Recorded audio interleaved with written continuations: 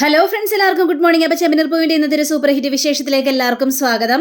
അങ്ങനെ നമ്മുടെ രേവതി ഉണ്ടാക്കിയ ആ പായസം മുഴുവനും ബാക്കിയുള്ളവരെല്ലാവരും കുടിച്ചു തീർക്കുകയാണ്. അത് കണ്ടു കഴിഞ്ഞപ്പോഴേക്കും വർഷയാണെങ്കിൽ അയ്യോ രേവതി ചേച്ചി പായസം എല്ലാം തീർന്നു പോയല്ലോ, ഇനിയിപ്പോൾ എന്താ ചെയ്യുക, സച്ചേട്ടന് പായസം ഇല്ലല്ലോ രേവതി ചേച്ചി എന്ന് പറഞ്ഞപ്പോഴേക്കും ഒന്ന് ചുമ്മാതിരിക്കുക വർഷേ, രേവതി ചേച്ചി സച്ചേട്ടന് വേണ്ടി മാറ്റി വെച്ചിട്ടുണ്ടാവും, ഒന്ന് ചുമ്മാതിരിക്കുക ശ്രീകാന്തേ, അങ്ങനത്തെ ഒരു സ്വഭാവം രേവതി ചേച്ചിക്കില്ല. ചേച്ചി പായസം ഞാൻ ഓർഡർ ചെയ്യണോ ചേച്ചി? ഏയ് വേണ്ട വർഷേ, എൻ്റെ ആവശ്യമൊന്നുമില്ല, ഏതായാലും കുഴപ്പമൊന്നുമില്ല, നിങ്ങൾ പൊയ്ക്കോ എന്ന് പറയുകയാണ്. അയ്യോ അപ്പോൾ നമ്മുടെ ശ്രീകാന്തിനാണെങ്കിൽ ഭയങ്കര ഒരു സങ്കടം, അയ്യോ ചേച്ചി അത് വല്ലാത്തൊരു കഷ്ടമായി പോയല്ലോ, വർഷം നമുക്ക് പോകാമെന്ന് പറഞ്ഞുകൊണ്ട് ഇവരങ്ങോട്ട് പോവുകയാണ്. അപ്പോൾ രേവതി ആണെങ്കിൽ ദൈവമേ സച്ചേട്ടൻ എന്താ ഇതുവരെയും വരാത്തത്, പക്ഷേ മനസ്സിനാണെങ്കിൽ ആകെ ടെൻഷനും തോന്നുന്നല്ലോ, സച്ചേട്ടൻ എന്താ ഇനി വരൂലേ എന്നൊക്കെ ഇങ്ങനെ ചിന്തിച്ചുകൊണ്ടിരിക്കുമ്പോഴാണ് നമ്മുടെ സച്ചി കാറി വന്നിറങ്ങുന്നത്. അപ്പോൾ നമ്മുടെ സച്ചിയുടെ കയ്യിൽ ഒരു പൊതിയുണ്ട്. അപ്പോൾ സച്ചിയെ കണ്ടു കഴിഞ്ഞപ്പോഴേക്കും രേവതി തലയും കുനിച്ച് നിൽക്കുകയാണ്. ഇനി എന്തെങ്കിലും പറയുമോ എന്നുള്ളൊരു പേടിച്ചിട്ടാണ് നമ്മുടെ രേവതി തലയും കുനിച്ച് നിൽക്കുന്നത്. അങ്ങനെ സച്ചി രേവതിയുടെ അടുത്തേക്ക് പോയി ഇങ്ങനെ ഇരുന്ന് രേവതിയെ തന്നെ ഇങ്ങനെ നോക്കുകയാണ്. അപ്പോൾ രേവതി ചോദിക്കുകയാണ്, എന്തു പറ്റി, ഒരു ഭാവമാറ്റം വല്ലാതിരിക്കുന്നു, എന്താ പറ്റിയത്, നീ കൈ നീട്ടിയ രേവതി എന്ന് പറയാ. അങ്ങനെ എന്തിനാ കൈ നീട്ടി രേവതി? അങ്ങനെ രേവതി കൈ നീട്ടി കഴിഞ്ഞപ്പോഴേക്കും ആ പൊതി എടുത്ത് നമ്മുടെ രേവതിയുടെ കയ്യിലേക്ക് വെച്ച് കൊടുക്കുകയാണ്. ഇതെന്തു പറ്റി, എന്താണിത്? അത് പിന്നെ രേവതി, നിനക്കിഷ്ടപ്പെട്ട ഹൽവയാണ്, നീ ഇത് കഴിച്ചോ രേവതി, നിന്നോട് പിണങ്ങിയല്ലേ ഞാൻ പോയത്? അതെ, എന്നോട് ഭയങ്കര പിണക്കമായിരുന്നല്ലോ, ദേഷ്യമായിരുന്നല്ലോ, ഇപ്പം എന്താ അതല്ല മാറിയോ സച്ചേട്ടാ? അല്ല ഞാൻ എന്തിനാ നിന്നോട് പിണങ്ങുന്നത്, അതിൻ്റെ കാര്യമൊന്നുമില്ലല്ലോ, നീ അതിന് മാത്രം തെറ്റൊന്നും ചെയ്തില്ലല്ലോ രേവതി എന്നിങ്ങനെ പറയുമ്പോഴാണ് നമ്മുടെ ചന്ദ്ര ആ വഴി വരുന്നത്. അപ്പം ചന്ദ്ര വിചാരിച്ച് ഇപ്പം തന്നെ അടിച്ച് പിരിഞ്ഞ് വല്ലാത്തൊരവസ്ഥയിലാകുമെന്ന്. അങ്ങനെ ചന്ദ്ര ഇതെല്ലാം കേട്ടുകൊണ്ട് നിൽക്കാം. അപ്പോൾ നമ്മുടെ സച്ചിയുടെ അവിടെ സംസാരിക്കുകയാണ്. രേവതി, അതെ എനിക്കാ തെറ്റുപറ്റിപ്പോയത്, നിൻ്റെ അനിയനോട് മിണ്ടണമെന്ന് പറയാനായിട്ട് ഞാൻ ആരാ? നിൻ്റെ അനിയനിൻ്റെ കൂടെപ്പിറപ്പല്ലേ, അവൻ്റെ ബർത്ത്ഡേ ഫംഗ്ഷന് പോയി, പിന്നെ ഞാൻ അങ്ങനെയൊക്കെ പറയാനുള്ള ഒരു സാഹചര്യം എന്ന് പറഞ്ഞു കഴിഞ്ഞാൽ ഞാനേ ശരത്തിനെ ഒരുപാട് ഉപദേശിച്ചിരുന്നു, ആൻ്റണിയുമായിട്ട് ഒരു ബന്ധവും വേണ്ട, അവൻ നല്ലവനല്ല, അവൻ കേടുകെട്ടവനാണ്, അവൻ്റെ കൂടെ കൂടിയിട്ടുണ്ടെങ്കിൽ നീ ചീത്തായി പോവും, നീ പഠിത്തത്തിൽ മാത്രം ശ്രദ്ധിച്ചാൽ മതി എന്നൊക്കെ ശരത്തിനോട് ഞാൻ കുറേ ഉപദേശിച്ചിരുന്നു. പക്ഷേ അവനതൊന്നും കേട്ടില്ല, ഞാൻ പറയുന്നൊന്നും വകവെച്ചുമില്ല. ആ ഒരു ദേഷ്യത്തിലാണ് രേവതി ഞാൻ നിന്നോട് അങ്ങനെയൊക്കെ പറഞ്ഞത്. പക്ഷേ ഞങ്ങൾ തമ്മിലല്ലേ പ്രശ്നം, നീയും ശരത്തും തമ്മിൽ പ്രശ്നമൊന്നുമില്ലല്ലോ, അപ്പോൾ ശരത്തിൻ്റെ ഫംഗ്ഷന് പോകണ്ടെന്ന് എനിക്ക് പറയാനുള്ള അധികാരമില്ല. എനിക്ക് അങ്ങനെയൊക്കെ സംഭവിച്ചു പോയി രേവതി, പിന്നീടാണ് എനിക്ക് കാര്യങ്ങളെല്ലാം ബോധ്യമായത്, അതുകൊണ്ട് മനസ്സിന് വല്ലാത്തൊരു ബുദ്ധിമുട്ട്. ഇത് കേട്ട് കഴിഞ്ഞപ്പോഴേക്കും നമ്മുടെ രേവതി ഇങ്ങനെ ഇരുന്ന് കരയുക. അപ്പോൾ രേവതിക്ക് ഭയങ്കര സങ്കടം. രേവതി അതെല്ലാം വിട്ടേര്, ഇനി അങ്ങനെയൊന്നും ഉണ്ടാവില്ലെന്നേ, നിനക്ക് നിൻ്റെ അനിയനെ കാണുകയും ചെയ്യാം, സംസാരിക്കുകയും ചെയ്യാം, അതിൽ ഞാൻ തലയിടാനായിട്ട് പോകുന്നില്ല. ദേ സച്ചിയേട്ടാ, ഇതൊക്കെ കേൾക്കുമ്പോഴേ മനസ്സിന് വല്ലാത്തൊരു സങ്കടം തോന്നുന്നു, സന്തോഷവും തോന്നുന്നു. ദേ എന്തും ഞാൻ സഹിക്കും സച്ചിയേട്ടാ, പക്ഷേ സച്ചിയേട്ടനോട് ഈ മിണ്ടാതിരിക്കുന്നതില്ലേ അതെനിക്ക് സഹിക്കാനായിട്ട് പറ്റില്ല സച്ചിയേട്ടാ, സച്ചിയേട്ടൻ ഇല്ലാതെ എനിക്ക് ജീവിക്കാൻ പോലും പറ്റില്ല, സച്ചിയേട്ടൻ്റെ സംസാരം കേൾക്കാതെ സച്ചിയേട്ടനെ തൊടാതെ എനിക്ക് ഒരു ദിവസം പോലും മുന്നോട്ട് പോകാൻ പറ്റില്ല സച്ചിയേട്ടാ, എൻ്റെ മനസ്സ് എത്രമാത്രം വേദനിച്ചെന്നറിയാവോ സച്ചിയേട്ടാ എന്നൊക്കെ പറയാം. ഞാൻ പറഞ്ഞല്ല രേവതി, ഇനി അങ്ങനെ ഒന്നും ഉണ്ടാവില്ല എന്നിങ്ങനെ പറയുകയാണ്. പറഞ്ഞു കഴിഞ്ഞപ്പോഴേക്കും നമ്മുടെ രേവതിക്ക് ഭയങ്കര സന്തോഷം തോന്നുകയാണ്. ഇവർ പരസ്പരം വല്ലാതൊരു സ്നേഹവും പ്രകടിപ്പിക്കുകയാണ്. ചന്ദ്രയ്ക്ക് ഇതൊന്നും കണ്ടിട്ട് തീരെ അങ്ങോട്ട് ഇഷ്ടപ്പെടുന്നില്ല. അങ്ങനെ നമ്മുടെ രേവതിയാണെങ്കിൽ, അതെ സച്ചിയേട്ടാ ഇവിടെ ഇരിക്കട്ടെ സച്ചിയേട്ടാ, ഞാനിപ്പോൾ വരാം, ഭക്ഷണം കഴിക്കേണ്ട സച്ചിയേട്ടൻ, ഭക്ഷണം കഴിക്കണം എന്നും പറഞ്ഞുകൊണ്ട് നമ്മുടെ രേവതി അടുക്കളയിലേക്ക് പോവുകയാണ്. അപ്പോഴാണ് ചന്ദ്ര വിചാരിക്കുന്നത്, കൊള്ളാം, സച്ചിക്ക് വേണ്ടി ഉണ്ടാക്കിയ പായസം മുഴുവനും തീർന്നു, ഇനി അവൻ്റെ മുന്നിൽ പോയിട്ട് ഹെടാ നിനക്ക് വേണ്ടി പായസം ഉണ്ടാക്കിയതാ, പക്ഷെ ബാക്കി എല്ലാവർക്കും കൊടുത്ത് അവള് ഒരു തുള്ളി പായസം പോലും നിനക്ക് വെച്ചില്ല, അത് നിന്നോടുള്ള ദേഷ്യം കൊണ്ടാണ് എന്നൊക്കെ പറഞ്ഞ് പരത്തണം എന്നും പറഞ്ഞുകൊണ്ടിരിക്കുമ്പോഴാണ് ശ്രീകാന്ത് നേരെ സച്ചിയുടെ അടുത്തേക്ക് ചെല്ലുന്നത്. അയ്യോ സച്ചിയേട്ടൻ വന്നോ? എന്താടാ? അതെ സച്ചിയേട്ടാ, എനിക്കൊരു കാര്യം പറയാനുണ്ട്, ഒരു അബദ്ധം പറ്റിപ്പോയി സച്ചിയേട്ടാ. അബദ്ധോ? അതെ, സച്ചിയേട്ടന് വേണ്ടി ഏട്ടത്തിയെ പായസം ഉണ്ടാക്കിയതായിരുന്നു. എന്നിട്ടോ? അതെ, ആ പായസത്തിൻ്റെ ടേസ്റ്റ് കൊണ്ട് ഞങ്ങൾ മുഴുവനും കുടിച്ചു തീർത്തു സച്ചിയേട്ടാ, അമ്മയാണെങ്കിലേ കുറേ കുടിച്ചു സച്ചിയേട്ടാ, അതുകൊണ്ട് അത് മൊത്തം കാലിയായിപ്പോയി. അപ്പോൾ എനിക്ക് വേണ്ടി പായസം വെച്ചില്ലേ? ഇല്ല സച്ചിയേട്ടാ, സച്ചേട്ടന് വേണ്ടി പായസം വെച്ചില്ല സച്ചേട്ടാ എന്ന് പറയാ. ഇത് കൊള്ളാടാ, എനിക്ക് വേണ്ടി ഒരു തുള്ളി പായസം പോലും വെച്ചില്ലല്ലേ? നീയൊക്കെ എവിടുത്തവനാടാ?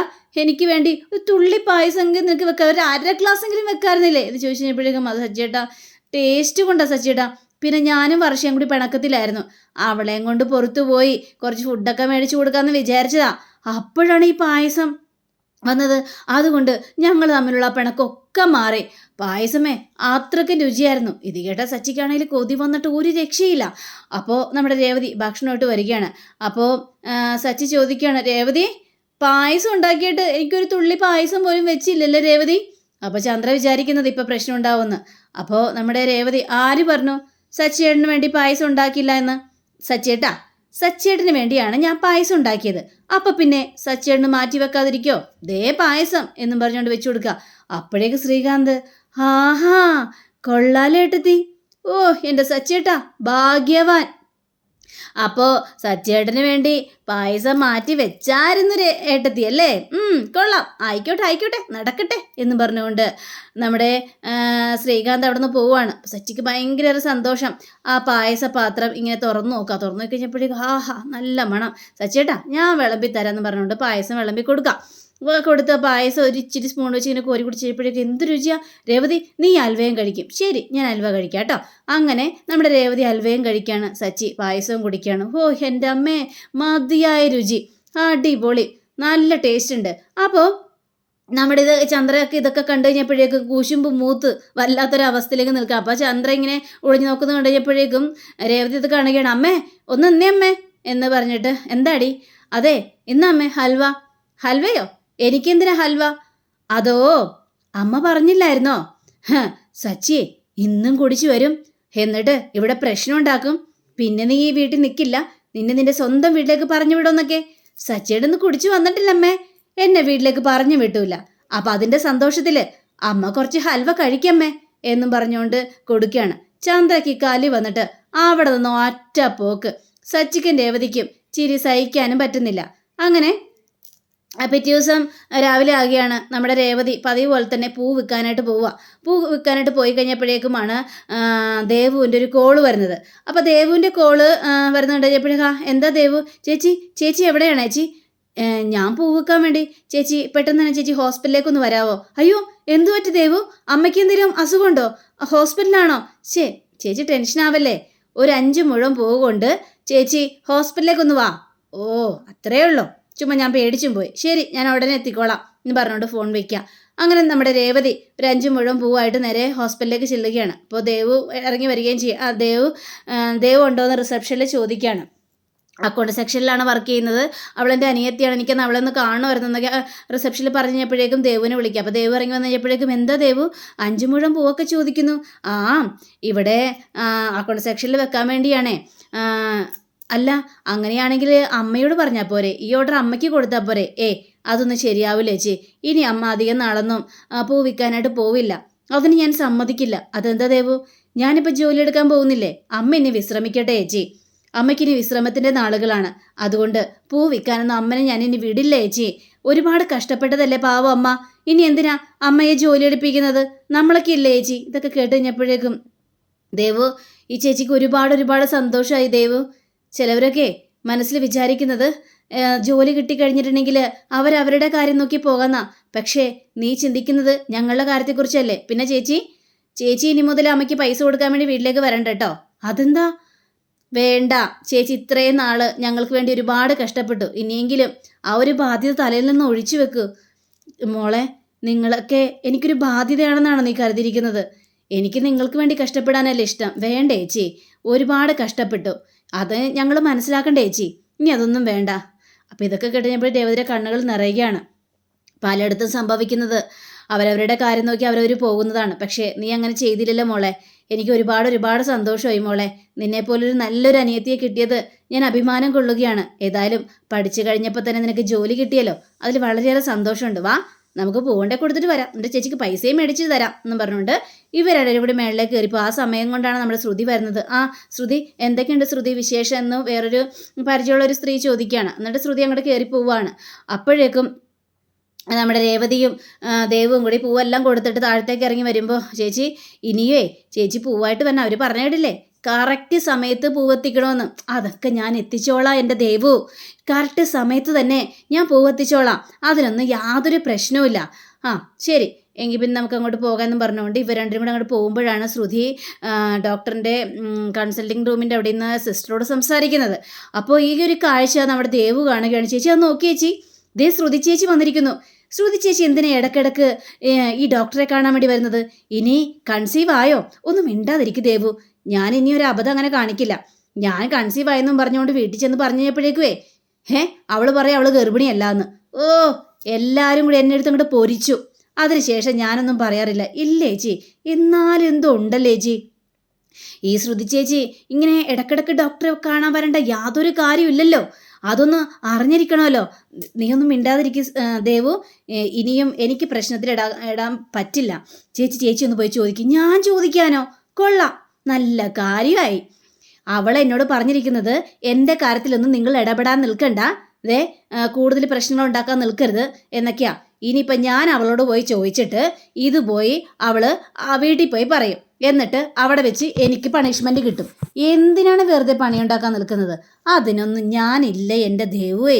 ശരി, ഞാൻ എന്നാൽ പോയി നേഴ്സിനോട് പോയി ചോദിച്ചിട്ട് വരാം. വേണ്ട ദേവു, വെറുതെ പ്രശ്നം ഉണ്ടാക്കാൻ നിൽക്കണ്ടേ. എന്ത് പ്രശ്നം? ഒരു പ്രശ്നം ഉണ്ടാവില്ല, ഞാൻ പോയി അതിൽ സിസ്റ്ററോട് ചോദിച്ചിട്ട് വരാം എന്നും പറഞ്ഞുകൊണ്ട് സിസ്റ്ററിൻ്റെ പിന്നാലെ ദേവു പാഞ്ഞു പോയിട്ട് അതെ സിസ്റ്ററെ ഒരു കാര്യം ചോദിക്കാനുണ്ട്. അതല്ല, ഇപ്പോൾ ഡോക്ടറിൻ്റെ കൺസൾട്ടിങ് റൂമിലേക്ക് ഒരു സ്ത്രീ കയറിപ്പോയില്ലേ, അത് എന്തിനാ വന്നത്? എന്താണ്, അക്കൗണ്ട് സെക്ഷൻ മാത്രം നോക്കിയാൽ പോരെ? ഇവിടുത്തെ സെക്ഷൻ നോക്കേണ്ട വല്ല കാര്യമുണ്ടോ? അയ്യോ സിസ്റ്ററെ, അത് വേറൊന്നും കൊണ്ടല്ല, ഇപ്പം പോയ ആ സ്ത്രീയില്ലേ അത് ഞങ്ങളുടെ റിലേറ്റീവാണ്. ആ സിസ്റ്ററിന് വിശ്വാസമാവുന്നില്ലേ? പേര് പറയട്ടെ. ശ്രുതി എന്നല്ലേ പേര്? ഭർത്താവിൻ്റെ പേര് ശ്രുതി. എന്താ ഇതിൽ കൂടുതൽ തെളിവുകൾ എന്തെങ്കിലും വേണം? അത് പിന്നെ ഈ പേഷ്യൻറ്റിൻ്റെ കാര്യങ്ങൾ പുറത്തു വിടാൻ പാടില്ലെന്നാണ് നിയമം. പക്ഷേ നിങ്ങൾ ആ പേഷ്യൻറ്റിൻ്റെ റിലേറ്റീവാണെന്ന് പറഞ്ഞത് കൊണ്ട് ഞാൻ വേണമെങ്കിൽ സത്യങ്ങൾ പറയാം. അവർ വന്നതേ രണ്ടാമതൊരു കുഞ്ഞ് ജനിക്കാൻ സാധ്യത ഉണ്ടോ എന്നറിയാൻ വേണ്ടിയാ. ഒരു കുഞ്ഞ് ആദ്യത്തെ പ്രഗ്നൻ്റ് ആയല്ലോ, അപ്പോൾ രണ്ടാമതും പ്രഗ്നൻ്റ് ആവാൻ എന്താ വൈകുന്നത് എന്ന് ഡോക്ടറെ കൺസൾട്ട് ചെയ്യാൻ വേണ്ടി വന്നതാണ്. ആദ്യ പ്രാവശ്യം വന്നായിരുന്നു, ഇനിയും കുറേ ടെസ്റ്റുകളൊക്കെ ഉണ്ട്. ഇത് കേട്ട് ദേവു ആകെ ഞെട്ടിപ്പോവാണ്. എന്താ പറഞ്ഞത്? രണ്ടാമത് എന്താണ് കുഞ്ഞ് വൈകുന്നതെന്ന് അറിയാൻ വേണ്ടി വന്നതാണെന്ന് പറയാണ്. രണ്ടാമതൊരു കുഞ്ഞോ? നിങ്ങൾ അവരുടെ റിലേറ്റീവ് എന്നല്ലേ പറഞ്ഞത്? അപ്പം ആദ്യം ഒരു കുഞ്ഞുണ്ടായ കാര്യങ്ങളൊന്നും നിങ്ങൾക്കറിയില്ലേ? ഞാൻ പറഞ്ഞ സത്യം തന്നെയാ. രണ്ടാമതൊരു കുഞ്ഞുണ്ടാവാൻ വൈകുന്നത് എന്താണെന്ന് അറിയാൻ വേണ്ടിയാ ആ സ്ത്രീ വന്നത് എന്ന് പറയാം. ഇത് കേട്ട ദേവു പിന്നീട് അവിടെ നിന്നില്ല. ദേവുവിന് ഭയങ്കര ടെൻഷനാണ്. അപ്പോൾ ദേവു എന്ന് പറഞ്ഞിട്ട് വിളിക്കാം. ഒന്നുമില്ല സിസ്റ്ററെ എന്ന് പറഞ്ഞുകൊണ്ട് ദേവു നേരെ നമ്മുടെ രേവതിയുടെ അടുത്തേക്ക് ചെല്ലുക. അപ്പം രേവതി നോക്കി കഴിഞ്ഞപ്പോഴേക്കും ദേവു അന്തം വിട്ട് ഇങ്ങനെ നിൽക്കുക. എന്താ ദേവു, എന്താ പറ്റിയത്? നീ എന്താ ഇങ്ങനെ നിൽക്കുന്നത് എന്ന് ചോദിക്കുമ്പോൾ ചേച്ചി ഒരു പ്രശ്നമുണ്ട്. എന്ത് പ്രശ്നം? അതെ, ശ്രുതി ചേച്ചി പ്രഗ്നൻ്റ് ഒന്നും അല്ല. ഞാൻ അപ്പോഴേ പറഞ്ഞില്ലേ, അതെനിക്കറിയായിരുന്നു അവൾ പ്രഗ്നൻ്റ് അല്ല എന്ന്. നിനക്കായിരുന്നില്ലേ സംശയങ്ങൾ മുഴുവൻ? അതല്ല ചേച്ചി, രണ്ടാമതൊരു കുഞ്ഞുണ്ടാകാൻ വൈകുന്നത് എന്താണെന്ന് അറിയാൻ വേണ്ടിയാ ശ്രുതി ചേച്ചി വന്നത്. എന്താ ദേവു, നീ എന്താ പറഞ്ഞത്? രണ്ടാമതൊരു കുഞ്ഞുണ്ടാകാനോ? അതെ ചേച്ചി, രണ്ടാമതൊരു കുഞ്ഞുണ്ടാകാൻ. ആ സിസ്റ്റർക്ക് തെറ്റി പറ്റിയതായിരിക്കും, സിസ്റ്റർ കള്ളം പറയായിരിക്കും. ഇല്ല, ശ്രുതി ചേച്ചി കൊടുത്ത എല്ലാ ഇതും ആ റെക്കോർഡിലുണ്ട്.